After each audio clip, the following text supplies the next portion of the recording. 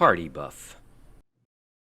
Hi everyone, and welcome back to Party Buff. Today we have a very special program for you because we get to be joined by Wambat, Whittle Wimbat. He is over here with Aussie, and we also have Az, and of course myself, Artie/GoodRootsGames. And because we have our very special guest today, we thought about talking about something important to him. Now, if I remember correctly, Wham, you are trying to start streaming, aren't you? Eventually, yes. And it's more or less trying to get myself that last push kick type of getting out there and stuff. So it's going to be a little bit of a good session for everybody here. If you are interested in starting streaming, hopefully Wham can get some questions out there for you from another new streamer's perspective to see how we handle a lot of our situations. So we're going to do some combo answers, we're going to do some round robin answers, and majority of the time on this one, Wham's going to be leading the way and asking us questions to find out our opinions on all kinds of things that have to do with beginning streaming. So Wham, take it away, my friend. All right. Well, first off, thanks for having me. And let's go ahead and first off, I wanted to say, what was the deciding factor for someone who's on the fence like I am of kind of getting the motivation to get out there and do my first stream? What was the deciding factor that kind of kicked you off the fence to want to start streaming, and ideas behind that and those things? Good question. Az, let's start off with you. This almost seems like deja vu. So, as I was saying before, stay on the fence. It's always a good idea to stay on the fence. The view is much better from there, and you don't have to worry about anything. But in reality, if you are gonna think about streaming, and if you do want to take that plunge, so to speak, it's always a good idea to set. I would say, and we're gonna talk about this later, but it's always a good idea to set some goals for yourself as to what you actually want to accomplish from streaming. Because I feel like a lot of people, when they get into streaming, they're just like, you know what, let's just get into streaming and so be it. But I feel like it's good to at least set some goals and try to say, okay, I want, this many followers by this, or I want this many subscribers. And for me, what actually made me get into streaming was my love for video games, which I feel is it's a common topic for a lot of streamers. My love for fame and money, which is, I think, another common topic, and my good looks. So I feel like it's always a good combination. If you can get all three of those, I think you're good to go. And your humility to boot. Yeah, I'm very humble. Very humble. What about you, Aussie? It's a good question. Realistically, I'd kind of considered streaming for a really long time. I think it's one of those things that I was always kind of interested in, sort of like Az was saying, love of video games. Why not turn it into something a little bit more than just like sitting around and playing video games by myself or with my friends, right? And I think during quarantine, it was something that I'm like, I have all the time in the world. If not now, when am I going to do it, right? And another factor for me was for quite a while, I've been interested in like voiceover, voice acting type of work, but I wasn't really comfortable with hearing my own voice, right? I wasn't comfortable going through scripts, reading stuff out loud. So I think that was another factor that kind of pushed me to get into streaming, was just becoming comfortable reading a screen, like, just reading stuff that people are typing or talking out loud for extended periods of time, kind of like conditioning myself to it. So that was kind of a big factor for me. As far as if you're on the fence, I don't know. It's a really mixed bag. As was saying, the view can be kind of nice from the fence. I think in addition to having goals for streaming, you definitely want to have like boundaries for streaming, because streaming, we've talked about this in the past, but I mean, streaming is a really large commitment. And I don't think when I first got into it, I realized how big of like a time investment, a money and like a financial investment, whatever. It ends up becoming a big part of your life if you let it. So I think just knowing what exactly you want to do with it prior to getting into it is probably a good idea before you get sucked into the abyss. I just want to add one more thing to what Aussie said. Yeah, like when Aussie says it's a big time investment, you're like, oh, okay, yeah, it's only a couple hours. I got you. No, what I mean with time investment, I know we may have touched upon it in another podcast or another episode or so, is whatever time investment you're thinking of, multiply that by like 5 times at least. Yeah. So because it's if you truly, the thing is, like, a lot of people want to become streamers, and that's fine. Like, just want to become a basic streamer. You just want to have fun while you're playing video games. You don't really care about viewer numbers or performance or something. That's totally fine. But if you really care about growing your community, if you really care about becoming the best streamer there is, it's a huge time investment. As in, like, you'll probably be spending your waking hours thinking about how you can make your stream better, like every hour. So like, oh, maybe I can do this later today. Maybe I can do this later today. Maybe I can play this game or this game. So yeah, whatever time investment you're thinking of, multiply that by at least 5 or 10 times. Yeah. Awesome. One thing real quick. Yeah. With you're worried about your voice, your big old sultry, silky voice. Yeah, I know, right? Feel like with a squeak toy, like a little dog squeak toy version of that voice. Just do like I do and don't listen to your VODs. It's fine. Sorry. If you don't hear it, then you don't have to worry about it. I mean, for me, I got started streaming for my music education program. Actually, I'm a vocal instructor, and I never intended to stream video games seriously. I started off with my GoodRoots music channel, and it still exists, and frankly, it's been kind of neglected because people wanted to watch me play games and just ask me questions about music in the meantime. So I thought, okay, so I made a separate account called GoodRootsGames, and it's essentially the same. I mean, it's the same person. If you want to ask me music questions, go for it. But I didn't expect to get the traction I did. And I'm not saying I have traction. I have the traction of like a bicycle on an ice rink. I have a few people who pop in and lurk, and I'm happy with them. But just the fact that that happens is pretty amazing. I expected to have a 0 viewership for pretty much ever. Maybe a few friends take pity on me and pop in and say hi, and it's nice to see you. And I figured that's what it was going to be. And then it kind of changed. So I think for me, knowing that you need to be okay, that you are not going to be the most popular human being on the planet the second you hit go live. And if you look at your stream and you go, oh, I've got 0 viewers, or I've got 1 viewer and my life sucks and I never want to stream again, this is not the field for you. Okay? You need to be entertained with yourself. And then anybody else who comes along and is entertained with you is a bonus. But if you're not entertaining to yourself, you're not going to be entertaining to anybody else. So there are some people who just hit the go live button and play the game. And and they get lots of views for it because all they are is just playing the game, and people want to watch the gameplay and they don't want the commentary. So it really depends on who your audience is intending to be. And I know that this gets brought up on other people's streams when they talk about streamers and new streamers. Social media is a big thing. And if you're not willing to market yourself, then you cannot be mad that nobody showed up because of your lack of advertising. So what gets you off the fence to take the plunge? Be prepared to fail and happy with anything above that. Don't set your standards crazy low and then everything seems great. No, that's my opinion. Keep your standards low. To add to that too, I mean, I know a lot of people small streamers and big streamers who say just turn off your viewer count. Like while you're streaming, do not look at your viewer count just because regardless of whether there's 100 people in there or 5 people in there, you should be acting the same, right? Personally, I don't do that because I'm obsessive and need to see them. But that's an option, But yeah, as already said, I think realistically, be prepared to kind of like start out small, and it's going to take some time to grow a channel. It's process. It's worth it when it happens. With Az's response and everything, I guess everybody wants to know when your inflatable little pool party type videos, since those are super popular on Twitch is then. Inflatable pool parties? Honestly, I've never heard of those. I'll be honest. I've never heard of that. Yeah, inflatable pool parties? That sounds freaking awesome, though. Is that going to have like mud wrestling? Is that what you're getting at? Yeah. Do I need to start like let me go in my backyard real quick and get some. So that needs to be obviously one of the podcast tasty treats is our own little inflatable pool parties.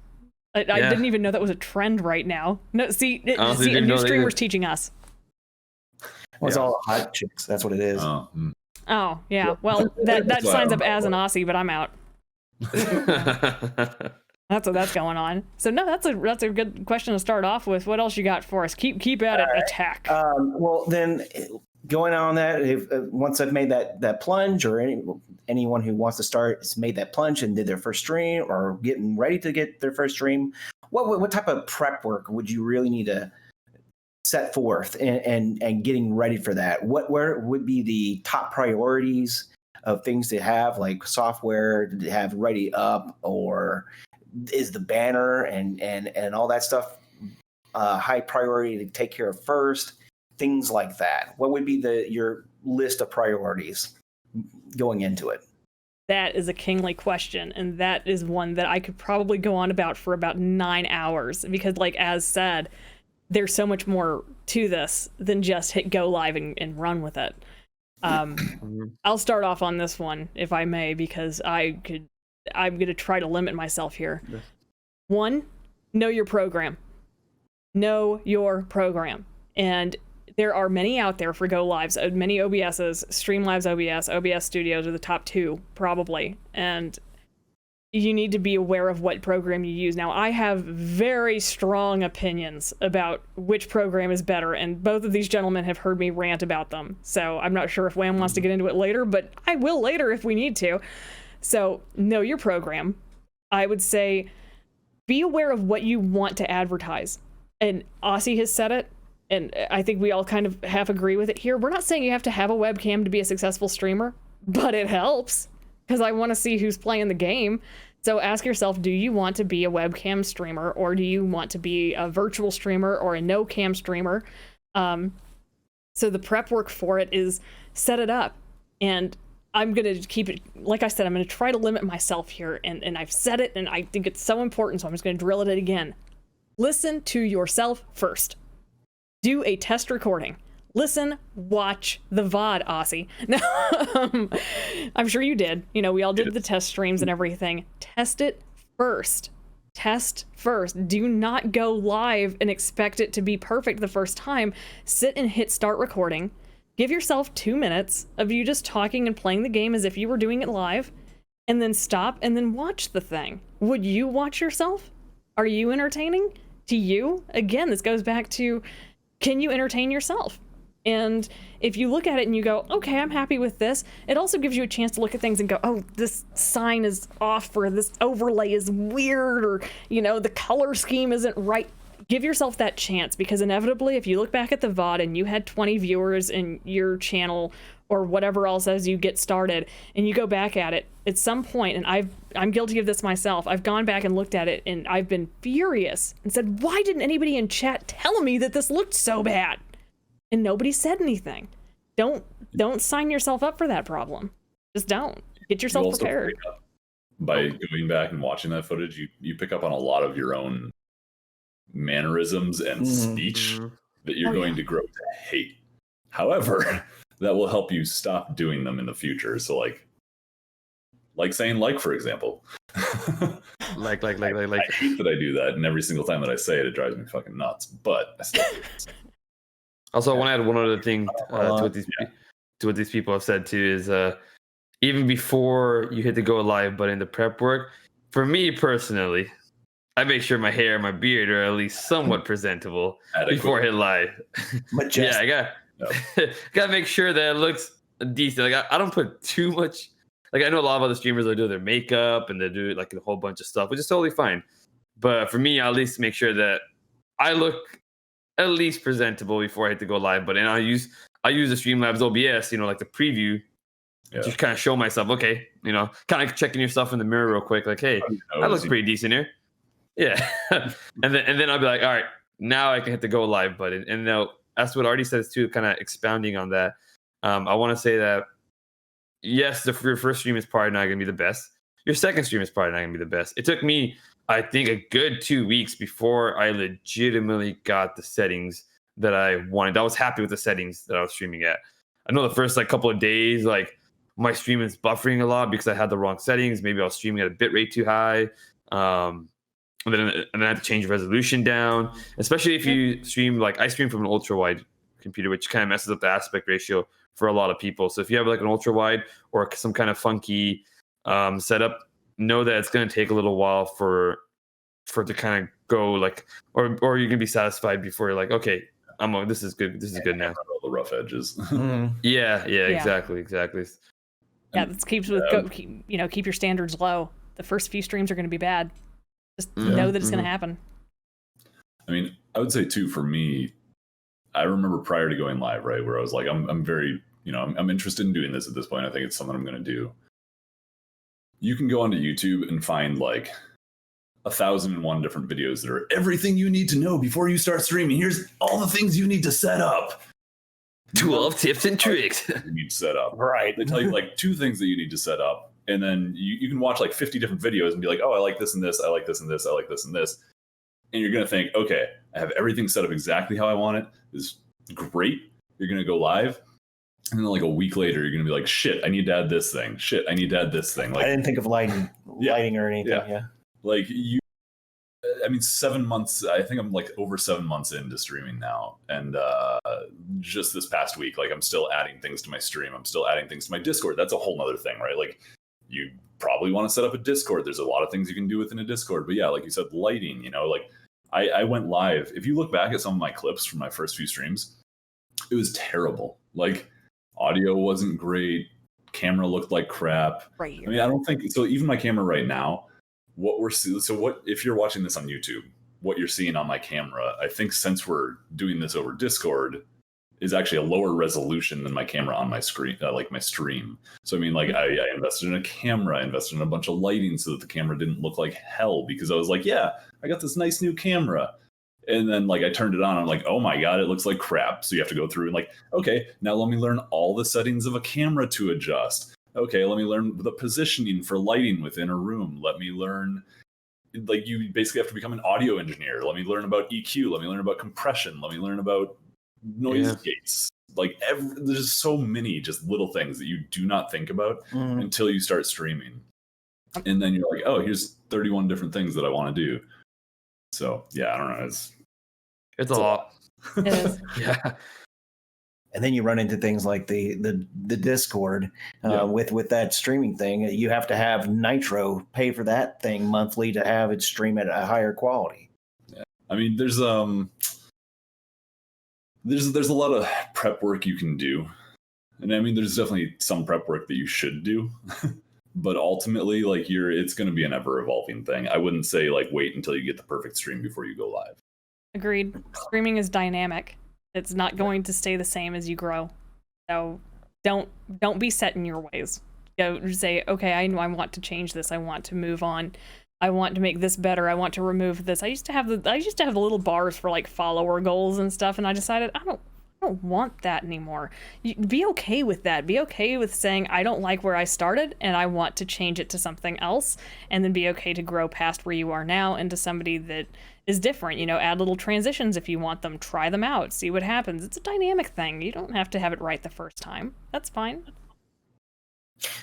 And then on that topic of prep work and everything else, while you're doing all this, is it a really good idea to find like a mentor or someone who's already been streaming to kind of help you get started, or is it better just to hit it in like spaghetti, throw it against the wall and see how it goes, and then work on it from there? I guess I could take the lead on that one. I don't think it's necessary to have a mentor. I think it's necessary to look, because I mean, as my community is aware, and I'm sure as you guys know, I mean, I started pretty much from Aussie's stream. Like I used to watch Aussie a lot, and he helped me set up my stream and all that kind of stuff when I first started. So in a way, I guess he was my mentor. You know what I mean? But at the same time, though, like if you don't have one, it's totally fine. I guess you can start. But I think it's a good idea to at least look at other streamers and see what they're doing right and see what they're doing, and be like, okay, this is how I want to model my stream, or this is how I want to, do this way. Like you don't necessarily copy them, for everything. You got to add your own flair to it, or else it's like people are gonna be like, yo, you're just copying that person. You're not even that good at it. So you have to add your own flair. You have to be yourself, but you can be like, okay, well, I see that this person uses this bot, for example, or this person uses this program in the stream and wonder why. Let me ask them why, so and so. And so that way it can help both of us grow together, because then you can also, like, when you're done streaming, you can, like, if somebody asks you next time, be like, okay, this is why this happens, this is why I use this bot, this is why I use this program, and this is how you want to set up your your Streamlabs and your bots to, because I've been in some streams before where people are streaming and they don't have anything set up. Like, somebody follows them, there's not even a bot acknowledgement. Never mind, let alone them acknowledging it. Yeah, there's not even, if you don't even have a bot acknowledging the fact that somebody followed you or somebody rated you, it's like you're not taking this thing seriously enough. So I feel like if you don't even have the bare essentials at that point, then yeah, you probably need a mentor, or at least look at other bigger streamers, so to speak, of, and say, okay, this is what they're doing right. This is what I need to do. Yeah. I mean, just to expand on that, I think as you hit certain points in streaming, for example, like when I hit affiliate and I was able to set up channel points, right? Like I went through a list of channels that, like, okay, these are channels that I really enjoy watching. What do they have? What can I, like, take influence from there and see, what could I make work within my stream? It doesn't matter what field you are in. If you have considered being in that field, you have found a mentor. If you want to be a writer, you have inevitably read something. If you want to be a singer, you have heard something. If you want to be a streamer, you saw something. And I feel like you are taking parts of the experiences around you, and this is true for any field of life as well, but particularly for streaming. Do you need a dedicated mentor? No, because you're, like they said, you're adapting from other people as well. And Aussie is the most experienced streamer out of the three of us. He's been doing it longer than Az and I both, probably combined. And it's something I watched Aussie stream, and I said, "Oh, I like the way that looks. I like that. That's nice. Can I do that?" And then I went around on other people's streams, and I was like, "Oh, this is neat. Okay, well, how did they do that?" And then my curiosity was my mentor, influenced by the people that were streaming around me. And I saw that, and just like Az was talking about bots, you need to have a bot set up. Not because it's like, oh, this is a necessity. It's because it's a gratitude thing. If you don't know that you've been followed, how are you supposed to say thank you? It's not like, oh, people who have bots are just being lazy. No, we've got other stuff going on. We've got video games. We've got, talking to the chat. It's nice to have an alert. Tell us what's going on. And you're growing from that. So I think that regardless of what field you're in, streaming, anything, that you're picking up on the experiences of other people. And as my mother once told me, and as I have told to many, many people around me, a smart man learns from his own mistakes. A wise man learns from the mistakes of others. And I feel the same thing about the benefits and the boons. If you can pick up on the benefits from somebody else's stream and go, I want that for myself, you are not copying.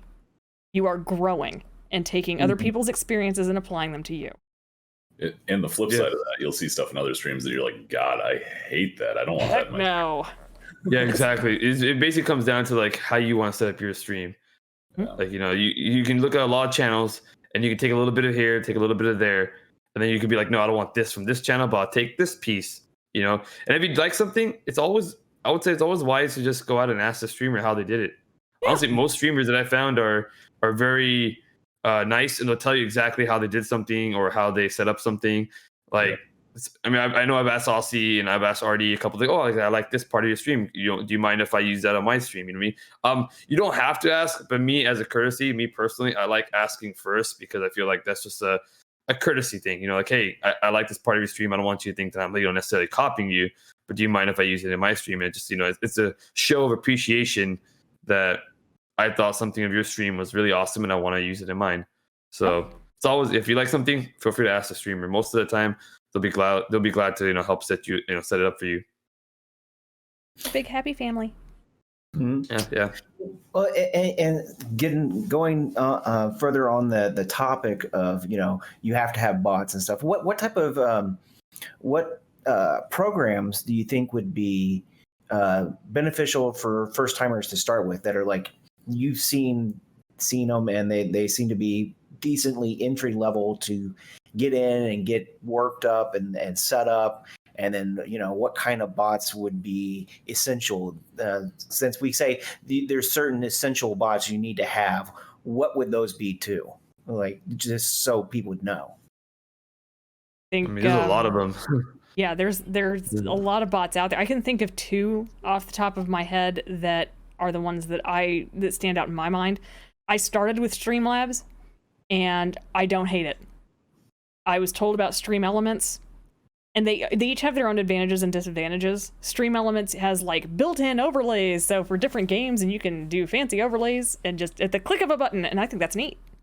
It's a little flashy for my type of stream, but for people who change games regularly, maybe they're into that, and that's what they want to do. Streamlabs, for me, it's got its goods and its bads. I don't like the desktop program, but I like their website. Their website is easier to use, in my opinion, than their desktop program, and I don't like their OBS. You don't like their website? See, I mean, like I said, it's a matter of opinion. I don't like their OBS at all. I really don't, and I tried it. So I don't use their program. I use their website and program it into my OBS, and that's how I make it run. So for me, my bot, I have both of them now because I wanted to try them both out. And again, a matter of growing and being willing to change and being willing to try new things. But to this day, Streamlabs, for the majority of what I need a bot for, is my go-to bot. I prefer their cloud bot. It's convenient. I can set it up the way I want. I can have it alert the way I want. I can have the notifications the way I want. And could I pay for the premiere version of it? Sure. Do I have to? No. And if there's one thing I am, it's cheap. So I love free. Free is my favorite flavor. I'll take it. So if I can get it done for free, I'm going to do it. And Streamlabs gives me the chance to do that and not feel like it's riddled with advertisements and attacks. I prefer Streamlabs myself. I'm not sure about you guys. What do you use? I mean, in the same way, I use Streamlabs. I know there's a lot of different bots that a lot of different streamers use. Like, there's Nightbot, there's MooBot, there's WiseBot, there's a whole bunch of different bots out there. I would say just try to get a feel of them, see whichever one fits your channel more. They, for the most part, all of them are very, very similar. You know what I mean? Like, they all have their own. Like, yeah, they might have 1 or 2 things that the other ones don't, but like they each have like 99% of what every other bot has. Realistically, yeah, I think it just comes down to pricing, honestly. Like which features they have that are paywalled, which features they have that aren't paywalled. And you can use a combination of different bots. I know Aussie, I'll let him talk about it, but I know he uses a couple of different bots on his channel. So yeah, I was actually trying to think of which ones I have altogether. I know for sure that I, like, as far as commands go, I actually use both Streamlabs and Nightbot.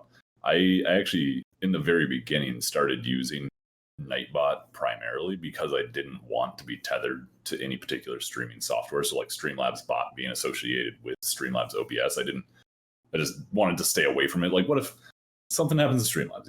Let me just keep everything separate from my streaming software to make my life easier.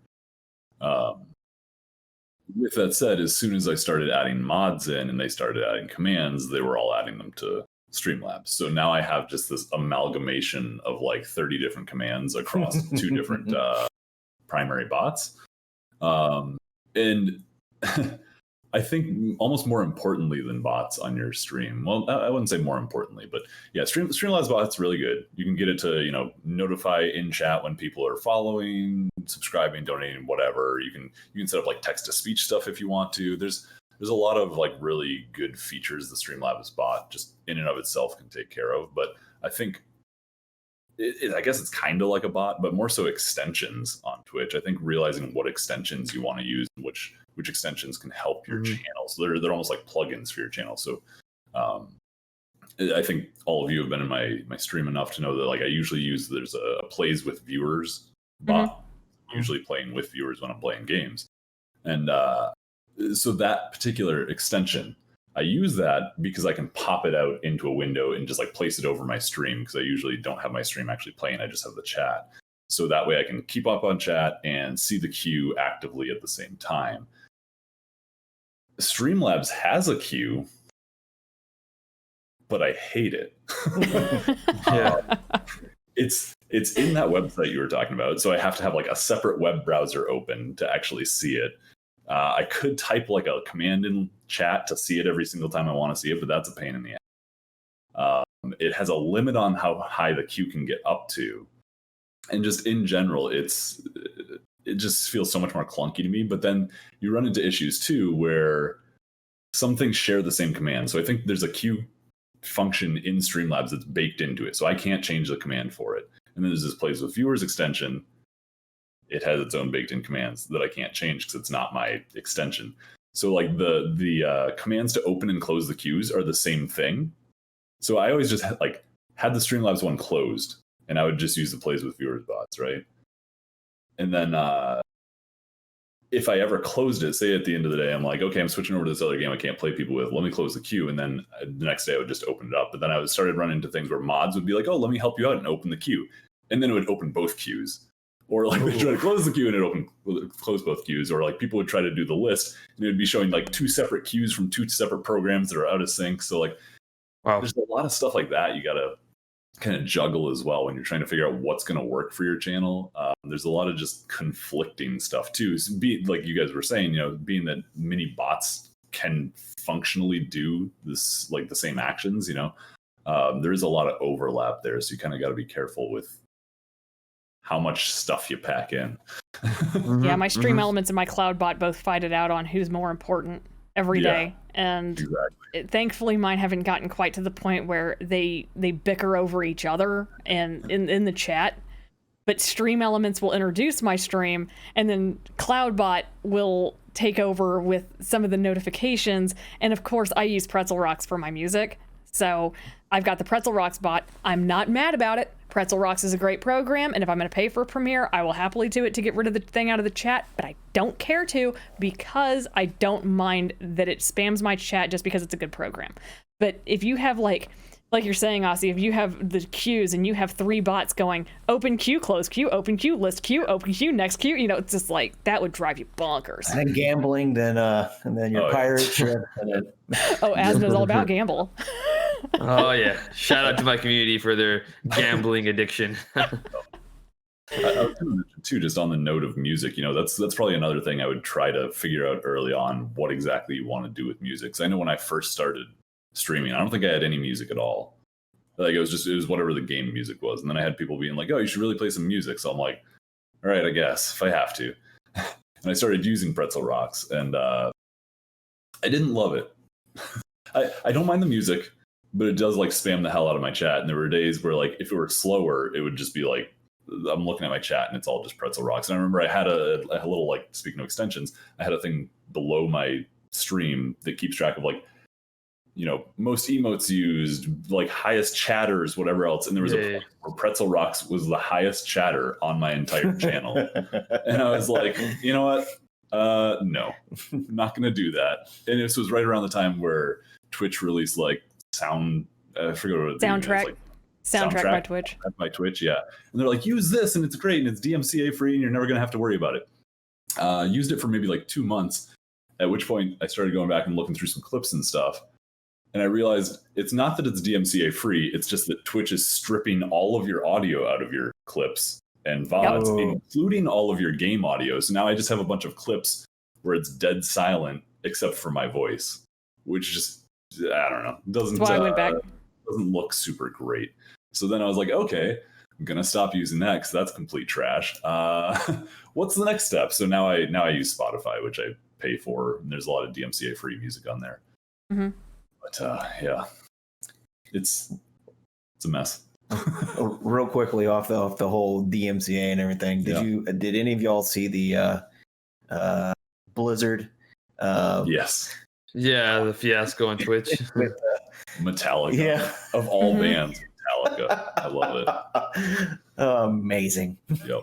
Yeah, for anyone that doesn't know the reference to that, Blizzard streamed their, was it BlizzCon, right? Over Twitch. Yeah. And I guess they had Metallica playing. And Twitch being Twitch. Into the opening session. Yeah, Twitch being Twitch basically DMCA'd them. Live. Live too. The driving force of DMCA originally. They were like the ones who started DMCA because they're money hungry bastards. But that's a whole nother story. Had a whole commercial on MTV about it too. Yeah. And everything. It was crazy. That's not to thing say though, you have to be up to date with the news of streaming to be a streamer. You don't have to. I did not know about it until it was happening. And then I was talking with Shin, who people who are familiar with my stream are familiar with Shin. He's my roommate. And he was watching this thing go down. He was just like, this is hilarious. Amazing. And it was just, it was classic. I wouldn't have known about it had it not been for Shin. So much like there's a meme going around recently, and I do believe this is true, you do not have to be an expert at something to enjoy doing it. You do not have to be up to date on the news, on streaming, to know everything about streaming and to be a decent streamer. If somebody comes into your stream and goes, oh, you haven't heard about blah, blah, blah, what kind of streamer are you? A new one, leave me alone. You know, just like, don't feel bad about that. You can't keep up with everything. Like Az said, it takes forever for us to get started. You can't expect us to dedicate 24 hours a day to keeping up with the streaming news. Thanks. I mean, it took me a while to even get used to the Twitch lingo. Yeah. It's like I didn't even know what Twitch lingo, like, you know, some of the stuff that I was like, what is this? What is Kek W? It took me a little while, or like, you know, Pog, you know, it took me a while to Kappa. Like stuff. Yeah. Yeah, exactly. Like, if it took me quite, because I mean, before I started streaming, I didn't really, like, you know, Aussie's mentioned this in the past too. Yeah, like, I didn't really spend any time on Twitch. Like, I would have it in, like, in the background, and I would watch these big streamers that had, like, you know, thousands of viewers. And to me, that was my sum total experience of Twitch. It was just it was just a place. It was almost like watching a YouTube video. Like, you never got to interact with the streamer. It wasn't until I discovered, you know, like, the Dollars community, and I was like, wait, you can talk to the streamer and he talks back to you? Yeah. What? That's insane. Actual interaction here. Yeah, what? Interactive TV. Exactly. Like Twitch is like, yeah, you can watch the big streamers on the front page, and it's just like, to me, it's just like watching a YouTube video. You know what I mean? Like, or like a live YouTube video at that point. Whereas if you go to some of these smaller communities and you're like, you know, the streamers will interact with you, and it's like, wow, this is a whole different world. It just feels completely alien, and like, you know, so yeah, I mean, it was just not to, you know, digress too much on the topic. It's more like, yeah, you don't have to know the latest news, the latest Twitch lingo. You know, it takes a while, and you know, I'm a self-proclaimed boomer. I'm a booming millennial, as Zyforks will say. So don't worry if it takes a little while to get the hang of Twitch. Heck, I can't even remember all the acronyms, and I play a crap ton of Final Fantasy 14. Yeah. The world is changing and we're getting old. Yeah. Found out the ERP and all that stuff. I'm like, no, thank you. Anyways, sorry. One of the things that going into that is, you know, what would be good milestones to set for yourselves, goals, starting out, saying, hey, after should I after so many streams, should I look back, see what I did? I mean, I don't think you would want to do that on after every stream. It would be like weighing yourself every day, you know? Yeah, you're going to gain, you're going to lose, you know? But what would be good way of looking at it? Yeah. As somebody who does that. That for yourselves. I mean, I think first and foremost, getting affiliate is like what everybody wants to do starting out, right? And that's, I believe, 50 followers, an average of 3 viewers over a 30-day period. And there's some like really stupid statistic, like 20 hours streamed, which you're going to get way before you probably those other two things.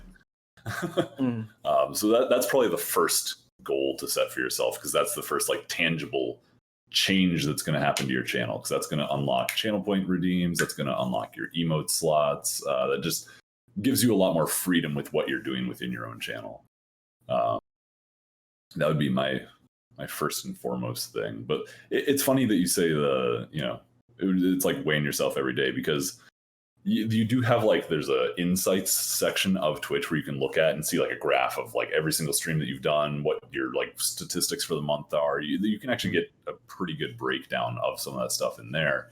But you also get like an email every single day that here's your summary, and it tells you this is your max viewers for the day. Dear here's Lord. your total views throughout the day. Here's how many people were chatting. So you do every single time that you stream get that breakdown. So whether or not you choose to delve into that and try to make something of it, I think is up to So the yeah, person. I mean, you But can choose to opt out of those emails, I suppose. But yeah, just like Aussie says, it's like yeah, you kind of get those emails anyways, and it's just a good indicator. Like, okay, today I did, It's the thing is like I was gonna say today I did well, but really it's not. I feel like that might be too harsh on you, like harsh on yourself. You can't judge so there's gonna be ebbs and flows. Some days are just gonna be worse than others, and you can't take that personally. And you can't take like crap. Like what you can't go too hard on yourself. Like sometimes things are just out of your control. Maybe your community had a really busy day that day and they couldn't come by for whatever reason. You're never gonna get like you might have like one really good day, but the next day might be completely like the opposite. And especially when you're starting out, you're gonna have those days. So I just want to say, like, yeah, you might see those emails. You're like, yes, I had a really good day today. And the next day, it's just like 3 viewers, and you're like, well. The other thing to just add to that too is I think it really depends what you typically play and like what you're playing on a particular stream, because there are some people who kind of like get into a niche or sort of pigeonhole themselves into playing a particular game. And you got to take into account, like, that's where your viewer base is coming from, right? Those are your standard viewers. Your typical viewers are the people wanting to watch that game. So I think when you're branching out, like, you have to know, hey, I'm not going to have my full numbers on this stream on this new game that I'm playing because it's yeah, exactly different. I think the self-evaluation side, just talking about affiliate, that's a really good way to feel in the first place. I know that whenever I got affiliate, I was shocked. I was happily mortified. I was like, what the heck is wrong with you people? Who wants 50 people want to watch me? What the heck? Don't you have lives? It's just like, I felt like, wow, this is something people want me to do. So that was a good goal for me. But my schedule has changed. My health has changed. I don't stream regularly. And I know that my viewership is going to suffer for it. And it has. And I don't beat myself up over that. My goals are not the same as a person who wants to stream to make money. If you want to stream to make money, your goals should reflect that. Your self-evaluation should reflect that. Did I make money? Did people sub? Did I put enough goals out there for people to reach, for them to donate bits or whatever? Did I do enough prizes or your self-evaluation should be reflective on your particular purpose for streaming. In my case, my goals for streaming are, did it make me happy at the end of the day? Did I feel like I'm doing something that makes me feel productive? And if I can look at myself now and say, you know what, that was worth opening the stream for, then that's my version of a self-evaluation. If I get the money or if I get subs or bits or donated, I'm just like, ooh, nice, bonus. I got a raise, yay for me. A raise over my mental health payment, and it makes me happy. So self-evaluating every day through the emails, if this is something you are wanting to do as kind of a daily job and it's something you're really strong into, then maybe those are the emails for you. Me, I look at it and I find them interesting, and it's nice to see if I had like 11 max viewers and I go, oh, yesterday was 2, and I just get kind of excited and I go, oh, 11, and it makes me happy. But if I get too involved in it, I know me, and I'm going to start judging myself going, yesterday was 11. And I'm going to start getting in. I am the person who weighs myself every day.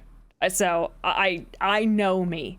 I know that if I do this, that I'm going to look at this and go, failure, and get mad at myself. And that's just not something I can afford to do. So evaluate yourself based on your own personal desires, goals, and the things that you wanted to achieve out of your stream from whenever you started, and how your goal has grown with you. Yeah. Listen to Artie, because that's much healthier than what I do. Yeah. I actually knew a streamer. I actually know a streamer. I still watch her, and one day I hope to get her on this podcast. But she actually went from affiliate, like she was affiliate, and she actually turned it off, and it was for a multitude of reasons. But now she just streams for her community. You know what I mean? She's not really there to make money anymore, or she's talking about. I was about to bring up the same person. Okay. We might have the same person in mind, but yeah.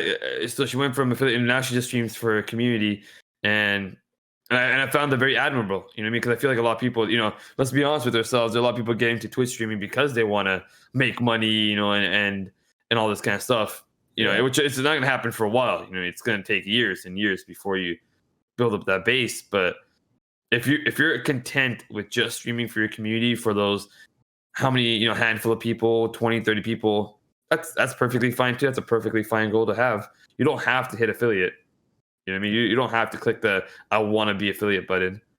So like I said, I mean, the person I'm thinking of, they were affiliate, and then they were like, you know what, money just makes it more complicated. Like I don't want to feel the obligation from people donating to me, and they turn their affiliate off, and like they actually stream very consistently, like on a very regular basis. Like I could see if it's like, oh, sorry guys, I can't keep up with regular streams or something like that, you know what I mean? But they stream all the time and just don't have any financial benefit that comes from it. So yeah, it's interesting to me. Nothing wrong with having a financial goal. Nothing wrong with having one if you want one.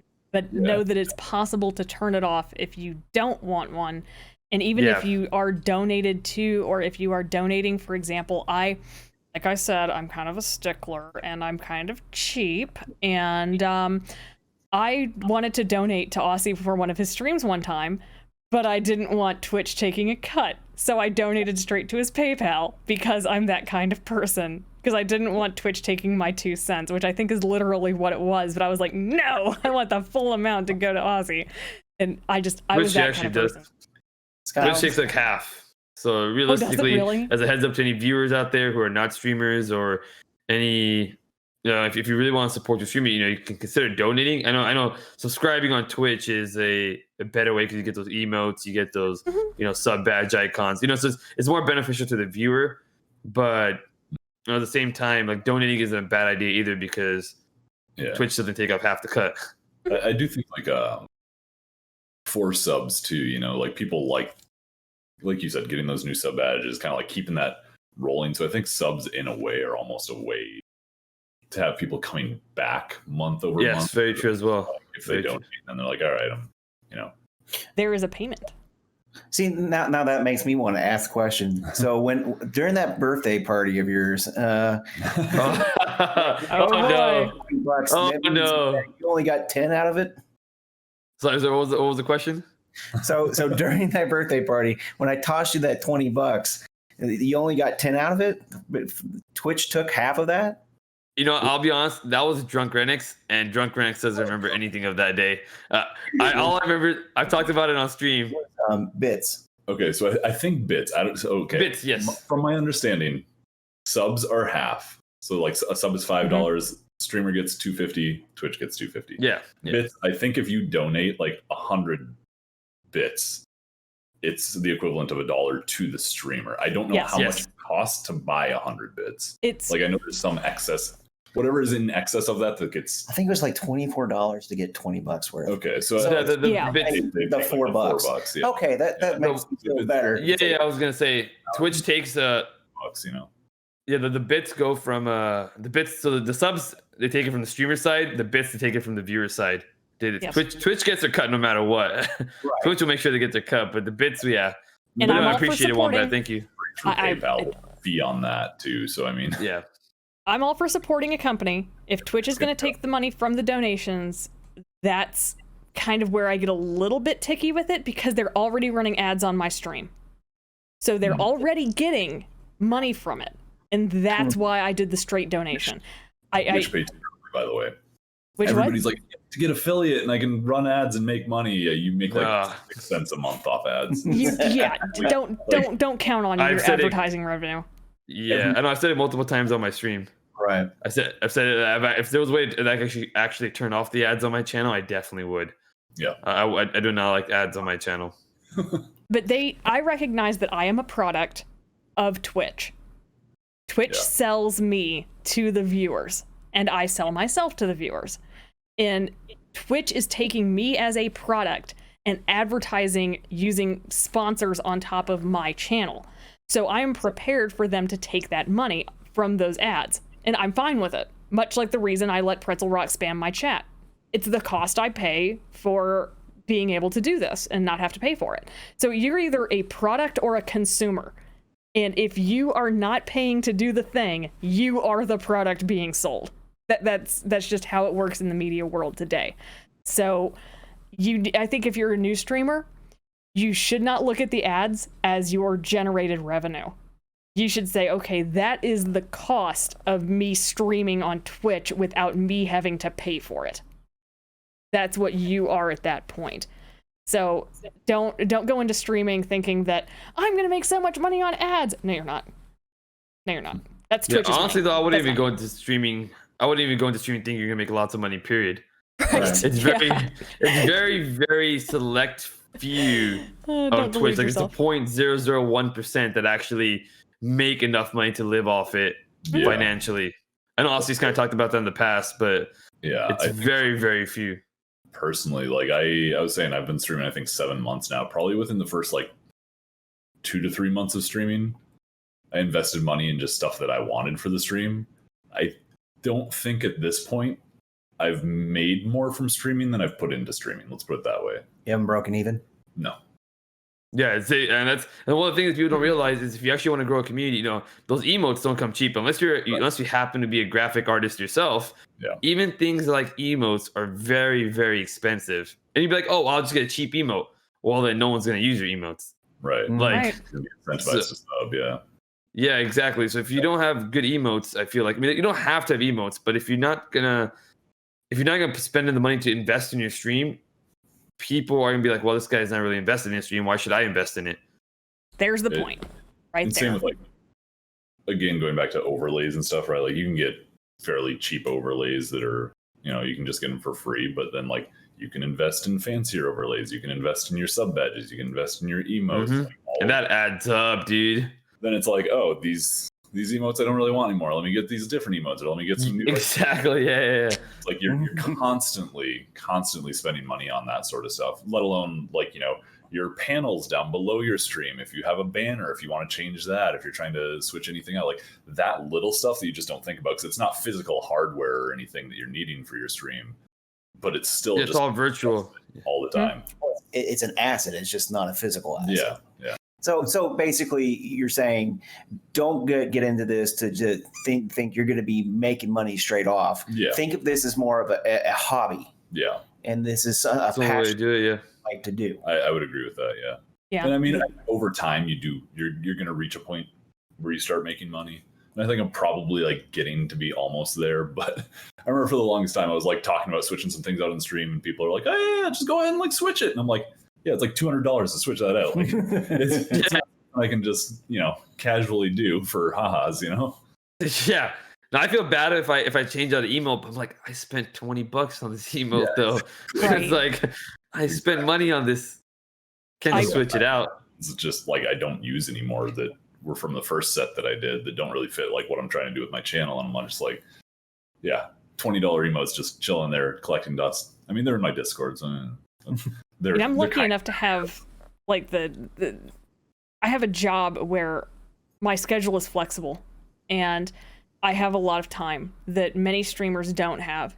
So I literally sat with anybody who subscribes to my channel, A, thank you, and B, if you use the cool pup emote, that's a picture of my dog with goggles, I literally sat in Paint 3D, the free program that's like fake Photoshop on Windows, and I painstakingly removed pixel by pixel and did like the magic transparency thing to make my own little emote. It is not something that most people are willing to do, and I have long held firm that the highest selling commodity in America and in the world today is convenience. So you're paying somebody else to make an emote or to make an overlay or to make a transition or to do this kind of stuff. But if you have the time and the knowledge and not even the knowledge, just the curiosity to learn and to sit there and painstakingly make the mistake 1,000 times, it's true for musicians, for artists. They go, oh, well, you're so good at it. Why should I have to pay you $30? Because it took me years to learn. Okay, that's why. Because I am giving you a service that it took me years to learn, so you didn't have to. So instead of me paying $60 for an emote, which is totally freaking worth it, and I'm not exaggerating, it really is, because some of these emote artists are just like mind-blowingly good. I am not an artist. I'm a musician. I can't draw to save my life. I managed to sit and really work on my loading screen, and it took me an embarrassingly long period of time. Like an embarrassing period of time. But I did it for myself because A, I'm cheap, and B, I had the time to do it. So you need to either be willing to invest the time or the money, or admit and be okay with that your stream is not going to have the professional quality you see from other people because you did not want to do it that way. There are many, many, many free resources out there. But unless you're willing to take the time to not make them look free, heck, the background we use for Party Buff, and yes, it is in the credits down below, I found on Pixabay. But that is not the original image. I doctored it to this color and to this style to fit the Party Buff background. So, yes, it's a free resource. I also had to take time to painstakingly sit there with a piece of graph paper on my OBS and scoot the thing over pixel by pixel. Aussie was there. He knows. He sat there and watched me pixel by pixel move this stupid thing. So be willing to put that work in, or be willing to pay somebody else to do it, or just be willing to say, I don't have the time and energy for this nonsense. And that you're okay with that. Too. I mean, I think it is valid in saying that it's either time or energy, right? Because like when I first started, I mentioned like I made an investment into equipment for streaming. I didn't have to do that. Like I had a webcam that worked, but it was, I don't even know where it is. It's in a box somewhere behind me. It was like a 10-year-old Logitech camera and it looked awful. You know, or like I'm looking on my desk right now, I have a Stream Deck. Fantastic investment, by the way. If anybody's looking at getting into streaming, Stream Deck is like massive boost to convenience. Just makes your life significantly easier. But like, you don't have to buy that. You don't have to put the money into that. But I'm like, I think something to ask is this investment going to make my stream a better experience for my viewers? I think that's kind of how I look at it, right? And like, since I had the ability to invest in it and kind of get it closer to where I wanted it early on, I thought that made more sense than like scraping the bottom for 6 months and then being like, okay, here's where we start upgrading stuff, you know? Yeah. And like hoping that those 6 months took off with like lower quality of a stream. I think that's kind of how I viewed it. Yeah, and that would be another thing would be like, what accessories do you think that maybe you should have had at the beginning that you have now, and like, crap, I should have really put the money in for that, you know? Yeah. So your Stream Deck would be one of probably my Stream Deck would be like top of that list, I think. Yeah. But you know, like I said, you don't have to really invest. Like, yes, it's good to invest in stuff in the beginning, but you know, you can wait like a month or two to make sure you actually I would say wait like a month or two to make sure you actually enjoy streaming. First of all, see if it's streaming. I would say that's another thing too. You know, you might decide a month or two in, 2-3 months in, like, I don't know if this is for me, because I've seen so many people be like, oh, can't wait to get to affiliate, and they get to affiliate, and I just never see them again. Yeah, exactly. Or they invest all this money into it. They're like, you know, like I don't want people to get the wrong idea. Like, you know, if they're thinking about, you know, streaming and they're listening to us talk, and they're like, okay, wait, let me get a Stream Deck, let me get some light, let me get a DLCR camera. You know what I mean? And so they get all this stuff.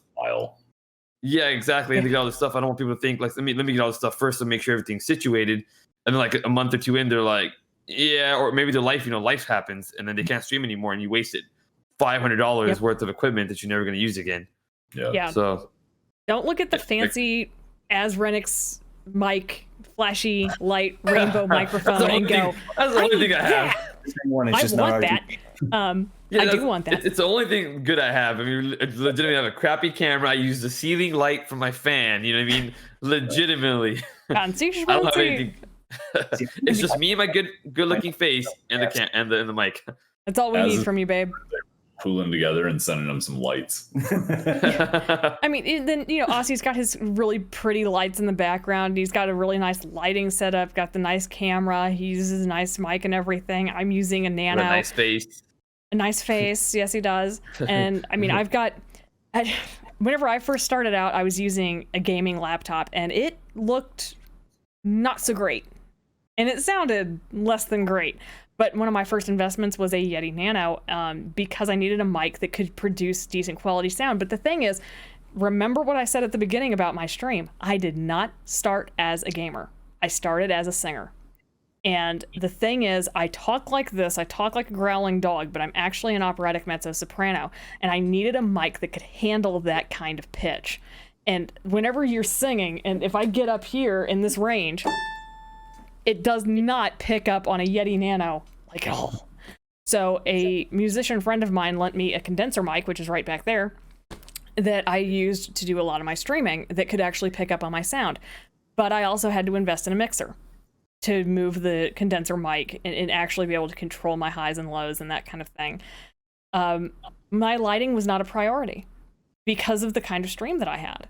And maybe if you are streaming for, like, let's assume you're streaming for cooking. And I've seen some great cooking streams, great ones. The first thing you should ask yourself is, can I put my setup in my kitchen? And if the answer is no, then that's probably the thing you need to invest in. It's not, you don't need to get a perfect ring light for your face because they're not going to be seeing it. They're going to be seeing your hands. They're going to be, you need to get an aerial thing. There's some beautiful board game streams. I saw the most amazing setup that probably cost about $20,000, and I just don't have the money to throw into that.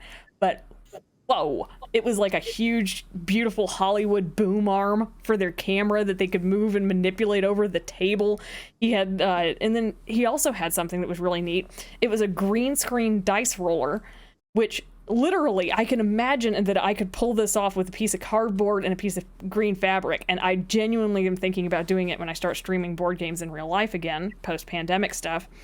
It's just, it was a piece of green fabric and they rolled their dice on it. So whenever they rolled the dice, it actually popped over their display.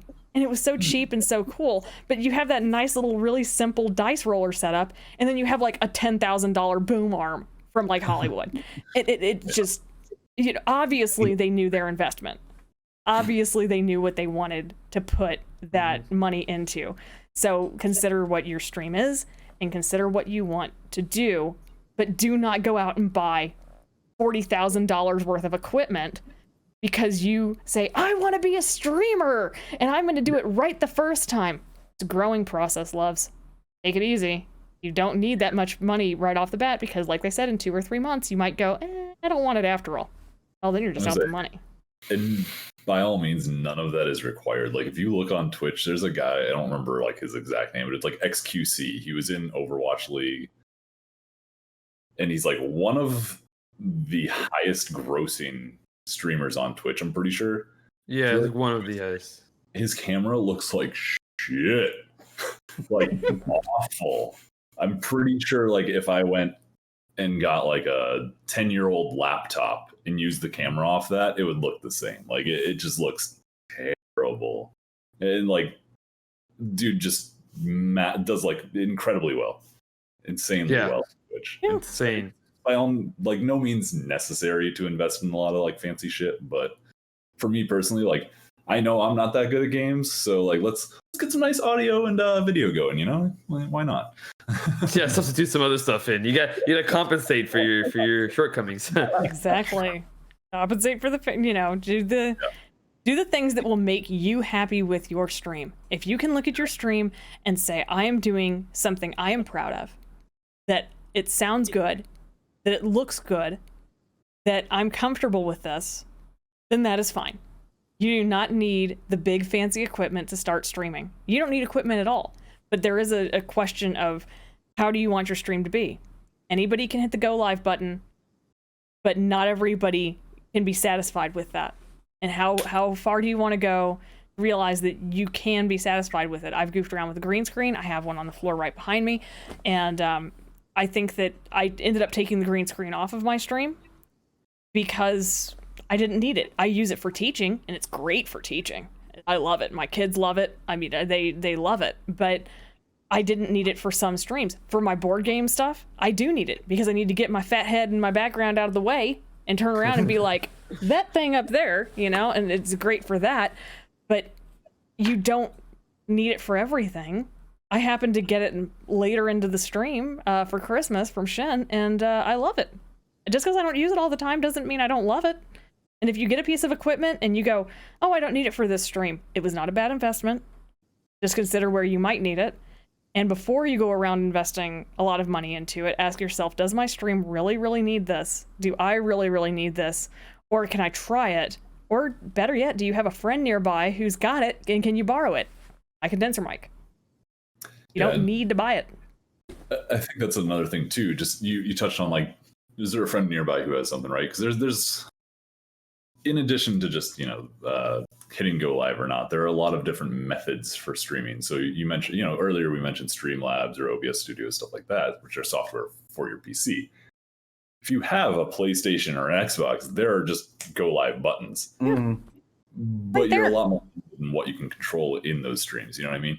I've seen some people actually integrate those with software from their PC that adds an overlay to their console, which is a whole nother method to go. Or you might have a capture card, you know what I mean? That's like I've played some console games on my stream, and I have a capture card for that. And then if you're going down that route, there's a lot of different capture cards you can as well. So yeah, I mean, if there's something like that you're interested in, like the capture card thing, it's actually Smig is where I got my capture card from because he had a spare one. So I was like, let me just test that out, see what's going on with it. So yeah, there's definitely the option. Already earlier mentioned borrowing like a mic from her friend. So I mean, if you have the option to be like, let me see how this would look in my setup, I think that's probably not the worst route to go, given the option. Mm. Yeah. Yeah, and then I know that I haven't started streaming yet, but one of the things I went ahead and invested in was a good mic. It's actually Az's mic, except it's not the RGB on it. It's the cheaper man's So the version. less cool as it's like. We only get it for the lights, Wham. The main thing was, even if I wasn't starting streaming yet, it's great quality to do with like my FC in Final Fantasy, so they can hear me, and they can crystal clearly hear me drop the F-bomb and then turn around and go, I'm sorry. Get it for multiple purposes. Wrong direction and just get wasted. I'm typically very adamant about like not being in voice chat with people when I'm playing games because you never know what people's audio quality is going to be. Yep. Like I remember when I first started streaming, people were like, "Oh, are you going to jump in Discord?" And I'm like, "No, absolutely fucking not. I'm not jumping in Discord. I'm not turning on my game sound. Like, you can chat. You guys, the rest of you in the party, go wild. But yeah, no, I'm not pulling that trigger on my stream. Sorry." Yeah, I think you only allow Smig to really talk to. If you can use a tool for multiple games and purposes, then that's the smart way to invest in your stream. That's the smart way to do it. But I think that this is probably going to be a really good episode for us, and we've got to start wrapping it up here. But we've had some really good questions, and we've talked about it. So hopefully, if you're a new streamer or you're considering streaming, and as they say, getting off that fence, then this will kind of push you in either direction. You have heard a lot of good points from everybody here, really, about how our streams, and you can even hear the difference between Aussie and Az and myself about how we address our streams and how we think about our streams. There isn't a right way. There isn't a wrong way. There is your way. And your way needs to be what's comfortable and beneficial to you, regardless of what you end up choosing to do. If you want to play games, game. If you want to play music, do that. If you want to cook, cook. If you want to just sit there and chat with people, do it. I know somebody who literally plays solitaire and chats with their people on stream, and people just eat it up and love it. So do what makes you happy and makes your stream look and sound really good. So before we completely finish it up here, Wham, do you have any extra little tidbits for us? Questions?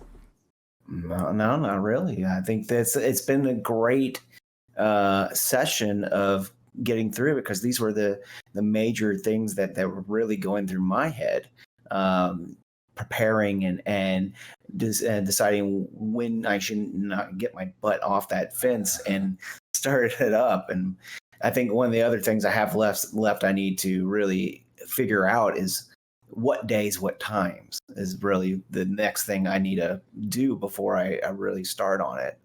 But I really appreciate y'all having me on and allowing me to ask these questions and really get it out there to everybody. Happy to have you. Appreciate having you. Yeah, happy to have you here, Wambat. Yeah. I'm almost short enough to have him just rested like a beer can on top of the head. It's kind of fun watching you two over there. It's just like watching a scene out of The Princess Bride. Spot, by the way. Yeah, I think they are. I'm not on like a tall high chair. It's more of a here. David Goliath situation. Yeah, we managed to get them in frame, so a little win for me on the editing side, yayo. But no, I literally did not even make that much effort into it. They had to scoot themselves together. I'm pretty sure that at some point Wham is sitting in Ozzy's lap. Yeah, But I appreciate you being here. Next to me instead. So He also said I had to pay him. Yeah, that's how it works here. And speaking of payments, I'm just going to put this one out here as we wrap up the podcast, that if you are a company that's looking for marketing opportunities and you would like to talk about sponsorship opportunities here with Party Buff, please email me at partybuffpodcast@gmail.com. We are looking to try new products, see if there's something we'd like to promote on stream, and that way you can get your name out there too and keep the party rolling as we continue with this podcast well into the future. We are also doing little tasty treats, little snippets of 30-minute episodes or less every other week in between our big full-length episodes like this. If you would like to consider being a guest on Party Buff, please also reach out to me, again, at partybuffpodcast@gmail.com, and we'll talk about doing that. If you have any questions for us, again, comments are right there. Reach out to us on our streams, twitch.tv/Azrenix, Oscitater, GoodRootsGames. You know where to find us at this point, and we're always happy to have you. We appreciate you as viewers, as supporters, as learners, and as keeping us on our toes every step of the way, all the time. Always happy to have you guys listening, watching, tuning in, and being a part of our fabulous communities that we love so very, very much. So my great sincere thanks to each and every one of you. Very, very much thank you, Wham, for joining in, asking all these great questions of us, hopefully giving some advice to new streamers out there. And if anybody wants to start streaming, what the heck? The view's nice from the fence. You may as well try. You know? Have some fun. Thanks again, everybody, for joining us here on Party Buff, and we're going to see you next time. Later, folks. See ya.